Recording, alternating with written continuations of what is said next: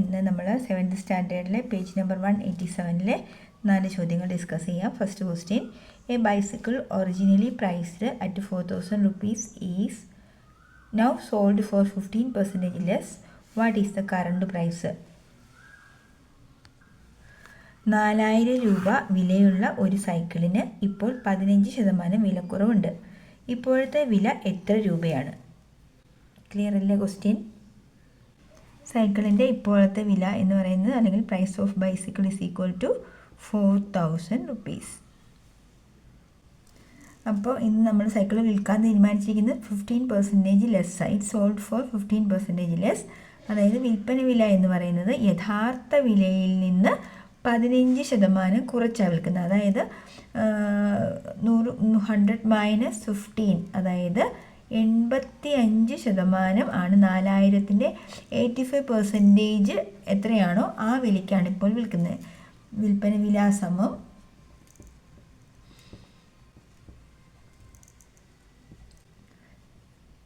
now the price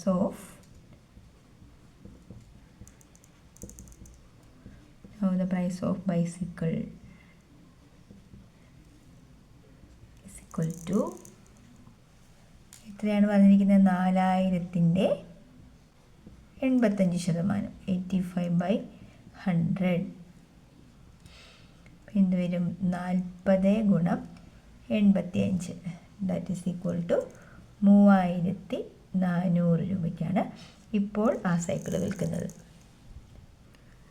രണ്ടാമത്തെ question, the monthly salary of A person was 30,000 rupees last year. This year he got an 8% raise. What is his monthly salary now? കഴിഞ്ഞ വർഷം ഒരാളുടെ മാസശമ്പളം 30,000 രൂപയായിരുന്നു. ഈ വർഷം ഇത് 8% കൂടി. ഇപ്പോൾ മാസശമ്പളം എത്ര രൂപയാണ്? 30,000 ആയിരുന്നു കഴിഞ്ഞ മാസം, 8% കൂട്ടി.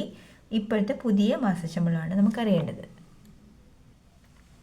ഒരാളുടെ മാസശമ്പളം എന്ന് പറയുന്നത് എത്രയാണ്? 30,000 രൂപയാണ്. ഇനി അയാളുടെ ശമ്പളം ഈ മാസം ഇൻക്രീസ് ചെയ്ത് എത്ര?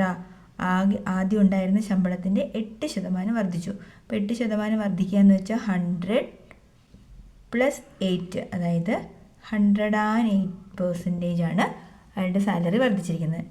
നൗ ദ സാലറി ഈസ്, ഇപ്പോഴത്തെ സാലറി കണ്ടുപിടിക്കുന്നത് എങ്ങനെയാണ്? 30,000ൻ്റെ 30,000 × 108 / 100, that is equal to 300 × 108. Multiply ചെയ്ത് വരുമ്പോൾ 32,400 രൂപയാണ് അയാളുടെ ഇപ്പോഴത്തെ salary. Third question, if the height and width of a rectangle are reduced by 10% each, by what percentage would the area be reduced? ഒരു ചതുരത്തിൻ്റെ നീളവും വീതിയും 10% വീതം കുറച്ചാൽ പരപ്പളവ് എത്ര ശതമാനം കുറയും?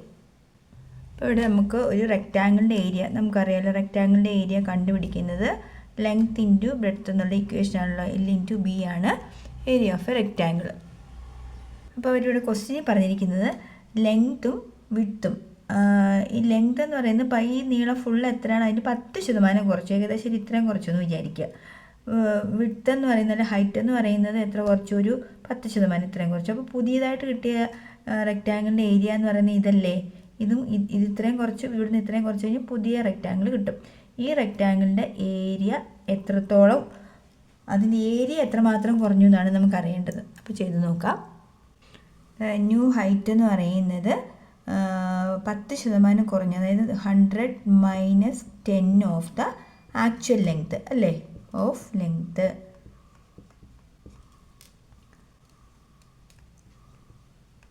$100 - 10 ഈസ് ഈക്വൽ ടു 90%. പെർസെൻറ്റേജ് എന്നുണ്ടേ, 90% ഓഫ് ലെങ്ത്തിന് ഞാൻ എല്ലാം ഇടാവേ. സോ 90% മീൻസ് 90/100 × L, അതായത് സീറോസ് കട്ട് ചെയ്താൽ 9/10 L ആണ് ഇപ്പോഴത്തെ പുതിയ ഹൈറ്റ് എന്ന് പറയുന്നത്, അല്ലെങ്കിൽ പുതിയ ലെങ്ത് എന്ന് പറയുന്നത് കേട്ടോ. Then width is equal to, width കണ്ടുപിടിക്കണം. വിഡ്ത്ത് എന്ന് പറയുന്നത് എത്ര ശതമാനം തന്നെ 10% കുറഞ്ഞു എന്നല്ലേ പറഞ്ഞത്. That is equal to 100 minus 10% of width.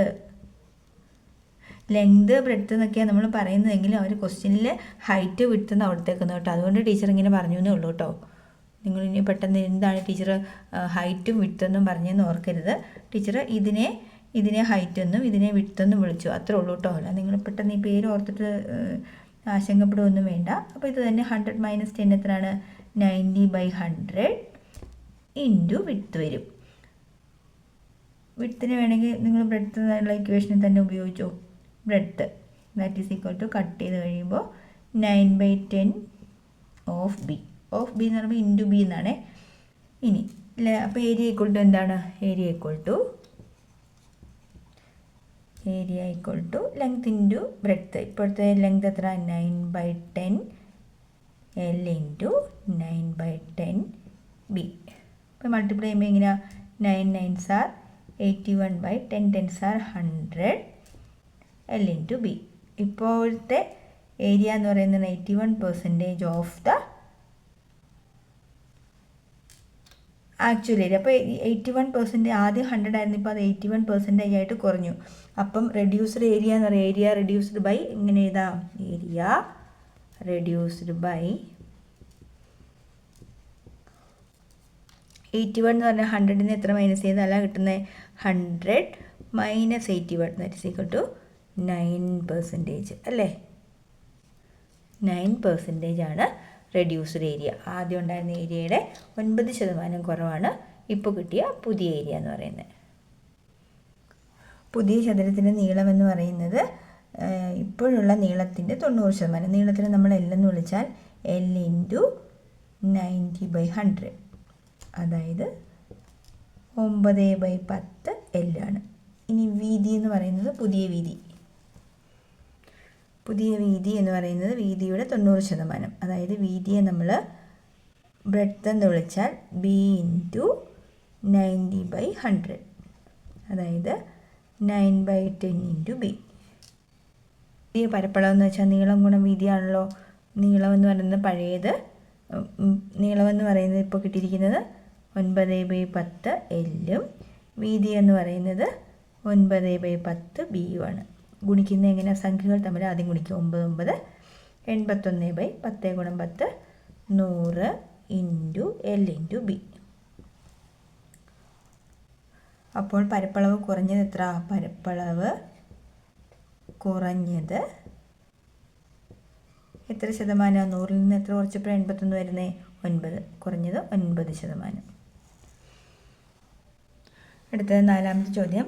If the height and width of a rectangle are increased by 10% each, by what % would the area be increased? ഒരു ചതുരത്തിന് നീളവും വീതിയും 10% വീതം കൂട്ടിയാൽ പരപ്പളവ് എത്ര ശതമാനം കുറയും? ഇവിടെ തൊട്ട് മുകളിൽ നമ്മൾ കുറഞ്ഞ കേസ് രണ്ടും 10 വെച്ച് കുറയുമ്പോൾ 90% വെച്ച് ചെയ്തല്ലോ. ഇവിടെ 10% കൂടുന്നു എന്ന് പറയുമ്പോൾ 100 + 10 കൊടുക്കുക. അപ്പോൾ 110 എന്ന് വരും. 110% ഇട്ട് ചെയ്താൽ മതിയാവും. എന്നിട്ട് ഏരിയ കണ്ടുപിടിച്ചാൽ മതി.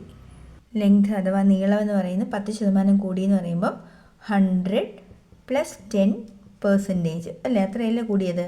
അപ്പോൾ ഇതെന്താവും? 110%. 110/100. ലെങ്ത് നീളത്തിന് നമ്മൾ L എന്ന് വിളിച്ചാൽ into L that is equal to 0യും 0യും കട്ടായ 11/10 L എന്ന് വരും നീളം, പുതിയ നീളം. ഇനി വീതി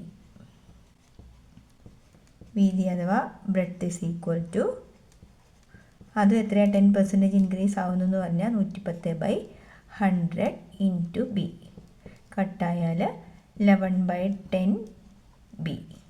so area equal to area അഥവാ പരപ്പളവ് സമം 11/10 L into 11/10 B.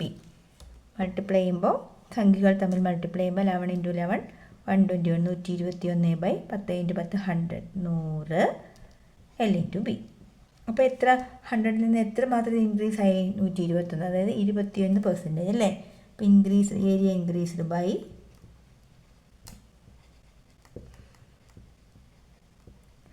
Area increased by 21%. പരപ്പളവ് കൂടിയത് പരപ്പളവ് കൂടിയത് 21%. ക്ലിയർ അല്ലേ?